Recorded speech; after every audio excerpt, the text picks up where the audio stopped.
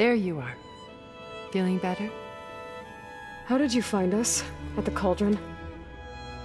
And what did you do to everyone right before I passed out? All business, I see. Well, suffice it to say we were keeping a very close eye on Hephaestus, knowing we would need it at some point. Your ruse didn't fool us, and as for my little trick, it was an overload of the senses, accompanied by an energy discharge.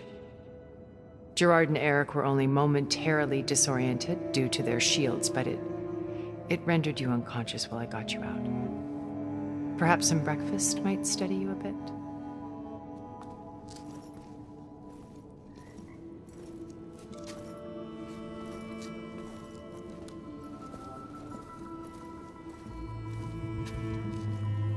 This was your house.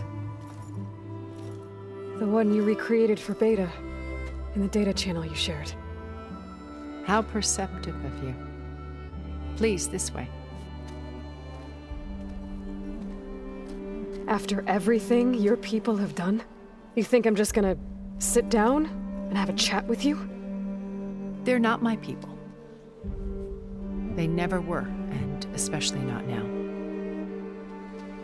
You shot off into space with them, and lived with them for 1,000 years before coming back. So what made you suddenly turn on them? Quite simply, this. My old focus. You repaired it? But that means you've seen incredible things. What you've accomplished in 2 decades of life.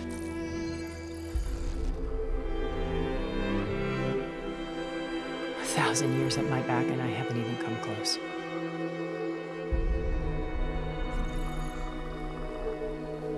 I'm sorry if I invaded your privacy, but I had to. In order to understand. To be enlightened. You truly are Elizabeth's blood. With her drive, her sense of mission, her integrity. Watching all this shamed me for the company that I've kept. Having seen it, all I want is to help you. Even if it means stopping your friends? Especially so. Please, sit down.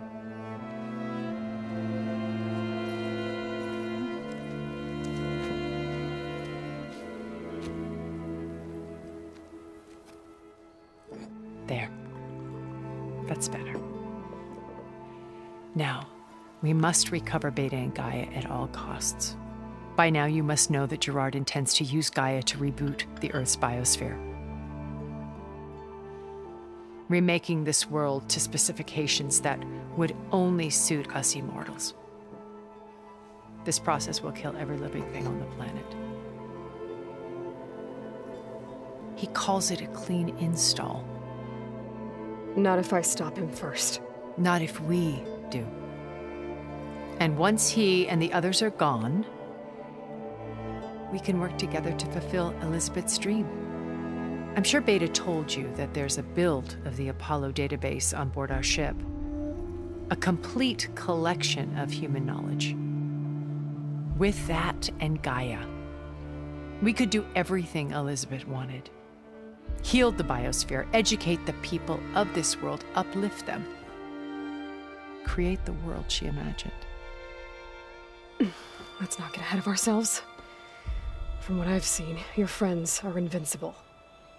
I do wish you would stop calling them my friends. And they're not invincible. In fact, a friend of yours has found a way to defeat them. Silence.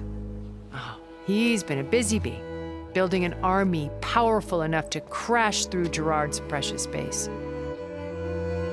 Yeah. Regala and her rebels. Even now she's preparing a final march on the Tenakth capital. When she wins, she'll have the entire tribe under her control. Hundreds of warriors and machines to throw at the base. She's been duped. They'll all perish, of course. But it should be enough to break Gerard's defenses and allow Silence to kill him. Along with all the others. Using the new weapon he's developed. Yes, he's found a way to circumvent our shields. Truly an exceptional man. He's planned for everything. Except you and me. You see, while his army is battering down Gerard's doors, you and I will sneak in through a back way. One that only I know about. While Sylens and my friends are busy battling each other, we'll take back Beta and Gaia. I told you I want to help you. I mean it.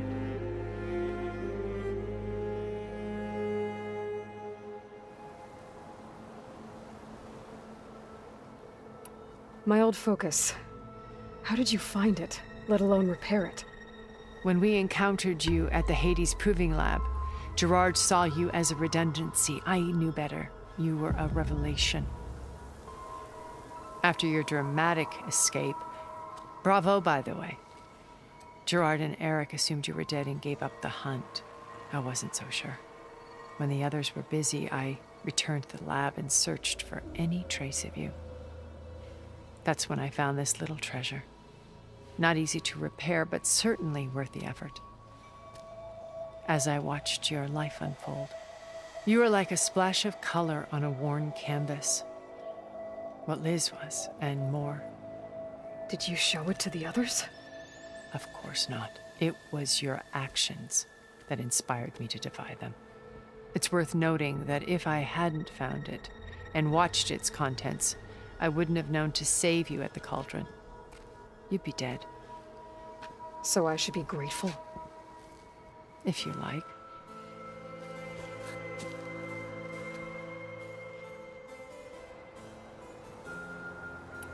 So you know all about me. What about you? What would you like to know? Well, start with your life on Earth. When I was 8, terrorists flooded my home city. Thousands drowned, my parents included. I was one of the few who survived. My guardian sent me to boarding school. Among my peers, I was the strange girl, the orphan to be avoided. All because of circumstances beyond my control. Oh. So we're a lot alike, huh? Aren't we? You were an outcast. But you didn't let that stop you from getting what you needed. Neither did I. I climbed my way out of desolation and used my wits to build a fortune. First, from the technical analysis of art and the detection of forgeries. Profitable expertise in those days. But as it turned out, the software I developed was even more useful for counterintelligence. From there, it was only a short step to gathering extremely valuable intelligence on my own. You were a spy? More like a service one could turn to for information. I had to remain anonymous, of course, to protect my privacy. But despite that anonymity, Far Zenith inevitably sought me out.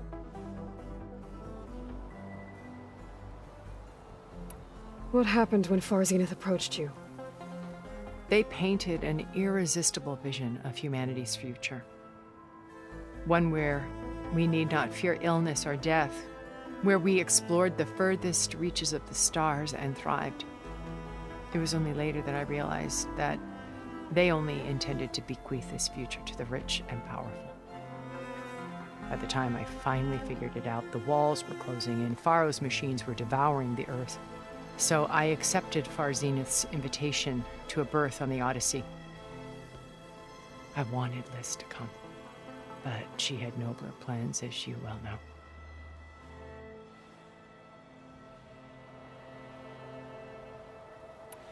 So you didn't know the other Zeniths were monsters until it was too late? I knew some of them were, certainly. It wasn't until we were off-planet that I understood the true scope of their greed. I was grateful to simply be alive, but the others became obsessed with a kind of effortless immortality. They built a colony where machines serviced their every need, where any memory or fantasy could be endlessly savored in virtual reality.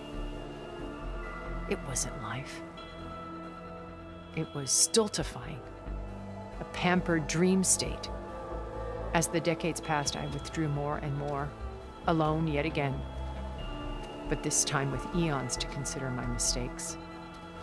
Now finally, having met you, I feel like I have a second chance. To do what? Help you, of course. To fulfill Liz's dream, which isn't so different from Far Zenith's original vision. A better future for humanity.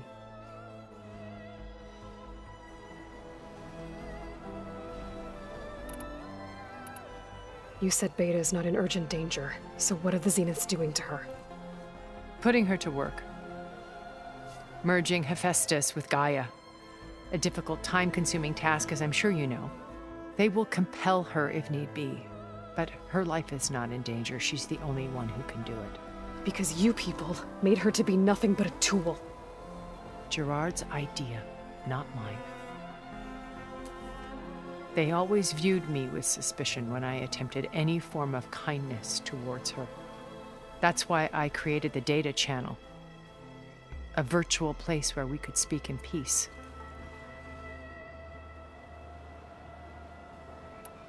So this channel you shared with Beta, none of the other Zeniths ever found out about it? Gerard believes he's the most cunning of all of us. Even after 1,000 years, he still can't imagine that I would outwit him. The channel allowed me to interact with Beta away from their mistrustful eyes. It offered us a chance to be ourselves. Until you cut off all contact. Yes, though it pained me. I was worried that our meetings would do her more harm than good. Well, she felt like you tossed her aside. I was afraid the others would find out and punish her. She may not have had the comforts of friendship anymore, but at least I ensured she was safe. I know it seems harsh, but you must believe that her well-being has always been paramount to me. Why did you make the Data Channel look like this place? I built this house as a shelter to weather any storm. A safe place. Not just for me, but for the art stored below. Cultural artifacts of incalculable value. Truly some of the greatest achievements of human civilization. And you wanted Beta to see them? Yes. Her upbringing was so cold and technical. I thought if she could experience Vermeer and Rembrandt, it would bring something else into her life. A heritage every bit as valuable as the scientific and technical data being drummed into her.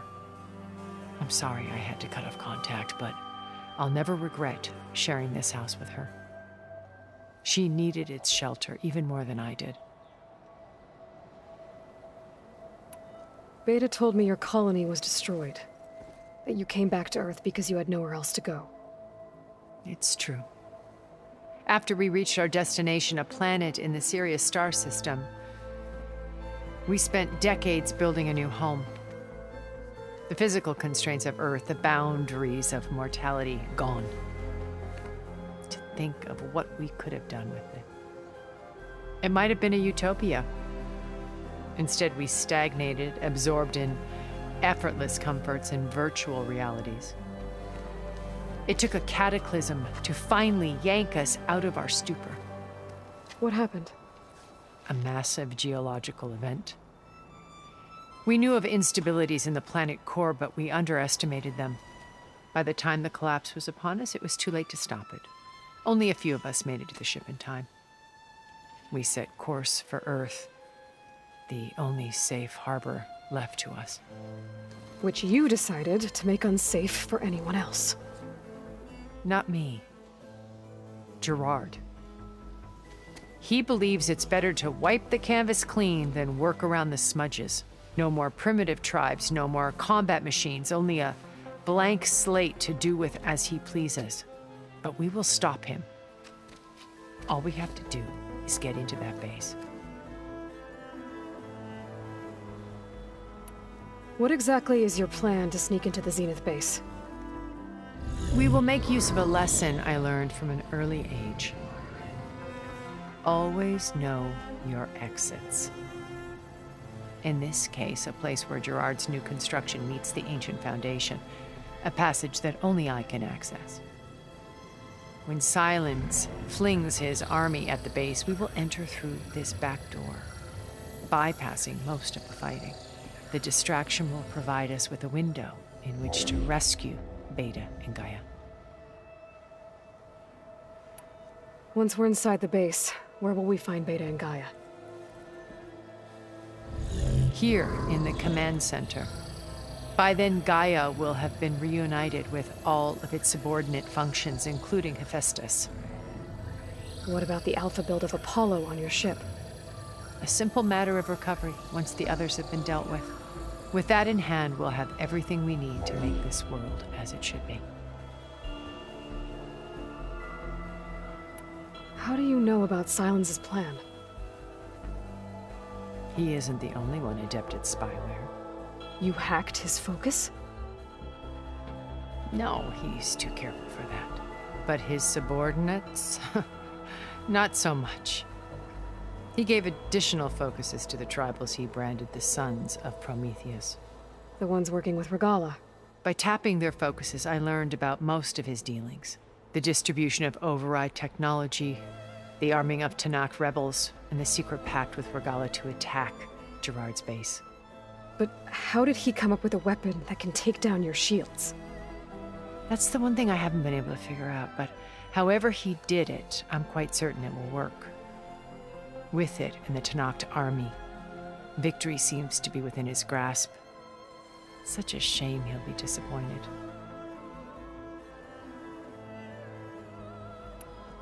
Regalla's only interested in killing Hekarro and waging war on the Karja. What does she have to gain by attacking Zenith? It's the price she must pay for her war. Without the ability to override machines, her little rebellion would have languished in the desert. So she trades with the Sons of Prometheus. Machines to help her overthrow Hekarro. In exchange for an assault on the base. Pride has deluded her into thinking she can actually survive such a battle. And all without ever knowing who the Sons of Prometheus really answer to. Yet for all of Sylens' brilliance, still he underestimates you. That blind spot is what will allow us to take Beta and Gaia right out from under him. While hundreds of Tanakh are cut down outside.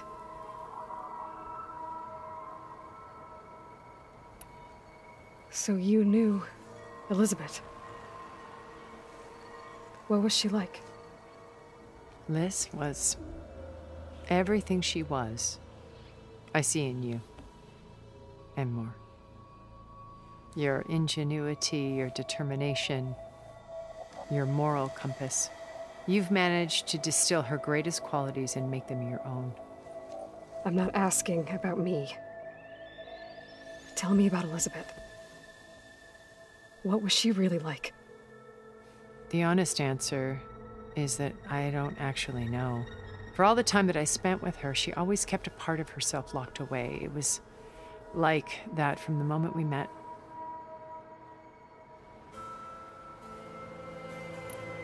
So when you met Elizabeth, she was what? Distant? Aloof? Not aloof. Not exactly. It was a summit in Paris about machine learning. A touchy subject in those days. Because regulatory authorities were just starting to clamp down on AIs. Liz gave the keynote address. She had already achieved great renown for her work in automated environmental reclamation. But in her address, she was just starting to imagine the next step. An AI-driven system that wouldn't just act on its programming, but actually take responsibility for its sphere of influence. To care about life, not just follow orders. Revolutionary stuff. I was fascinated. And I wanted to meet her for a long time. I watched her after her talk. She had spoken with such moral authority, such empathy. But after that, she retreated. I could tell she felt uncomfortable with all of her admirers. It was as if giving the talk had cost her something. I didn't want to be a pest, so I planned my approach carefully. So how did you finally approach Elizabeth after her talk? I picked the right moment. The morning of the next day, right as she came back to the conference, she had just had her coffee. She was fresh, rested. It was like she had braced herself for the onslaught of colleagues. I asked if I could walk with her, then put forth a question about her talk that I thought was intelligent. Her answer made me realize it wasn't, but she was very welcoming, almost as if we were previously acquainted.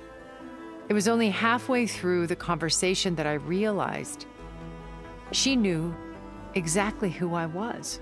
It was quite a shock to me. My business was trafficking in secrets, and I took great pains to protect my anonymity. So that was Liz, perpetually one step ahead. I came to view our meeting as a metaphor for our friendship. She always seemed to know me far better than I knew her. I guess I know the feeling.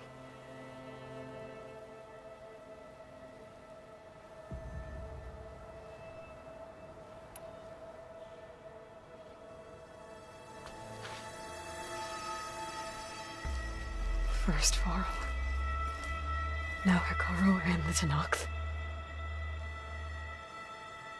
Your plan would wipe out an entire tribe. There has to be another way. We are in an admittedly desperate situation, but I assure you there isn't. Remember Zero Dawn. Elizabeth's sacrifice. Sometimes many have to die for a new world to grow. If it looks impossible, look deeper. Wait. The data channel. It still exists, doesn't it?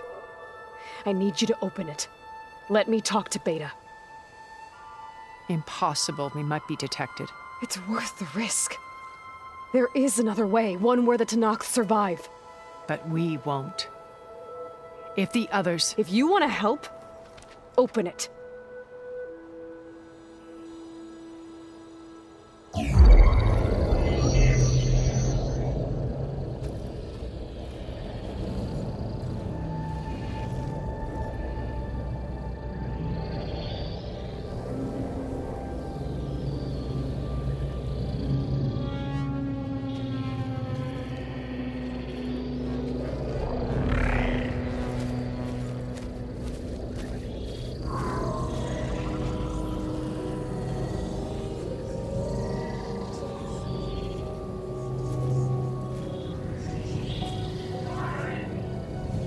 What are they doing to her?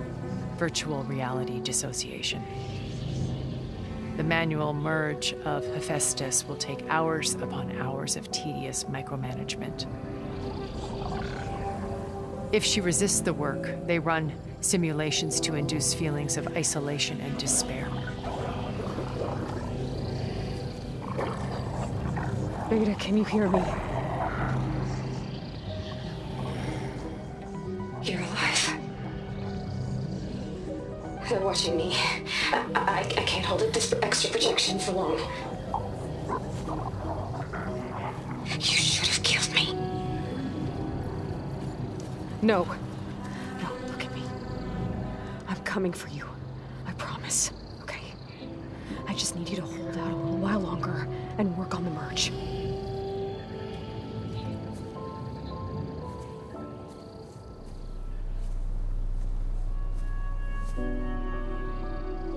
Then I think it can be done.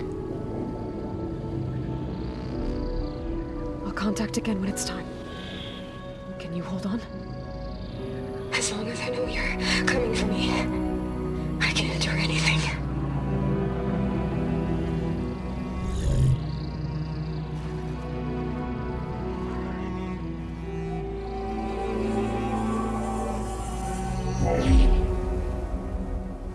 All right. I did as you asked. Now I think you need to tell me what you're planning. I'm going to take Sylens' army away. I don't need it. Only the weapon he made to penetrate your shields. And how do you propose to get it? Ask him nicely? Without Regalla and her rebels, he won't have a choice. We'll be his only option. Only option for what? What did you tell her? That is between me and my sister. Will be Sylens' only option for crashing that base. I'll tell you the rest later. But first, there are a couple of things I have to do. Oh. And what are those? Lay my friend to rest. And then I'm going to use the override that Beta gave me at Gemini to put an end to Regalla's rebellion. From the air. Wait. Since you insist on doing things your way, I know of something that will truly help you make a grand entrance with the Tenakth. The ancient Horus Titans still possess electromagnetic energy cells as part of their arsenal. Drop one of those on Regalla's army and they'll receive quite a surprise.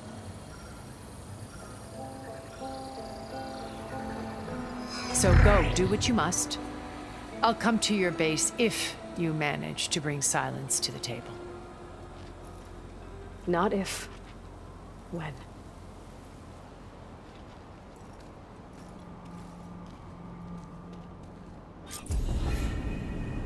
Erend, are you there?